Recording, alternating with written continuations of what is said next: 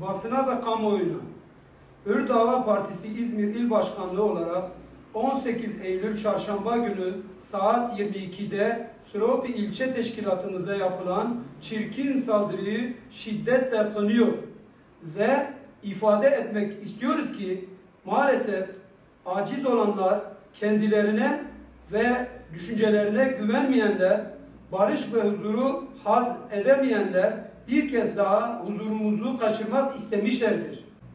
Halkın huzurunu kişisel ve partisel menfaatleri üzerindedir. Bize göre halkımızın geleceği, huzur, insani ve İslami hakları tüm kişisel ve partisel menfaatlerin üzerindedir. Bu menfur saldırı hakim olmaya mahkumdur. Kınıyor ve lanetliyoruz. Bu vesileyle Hür Dava Partisi Silopi yetkililerine ve Silopi halkına geçmiş olsun dileklerimizi iletiyor.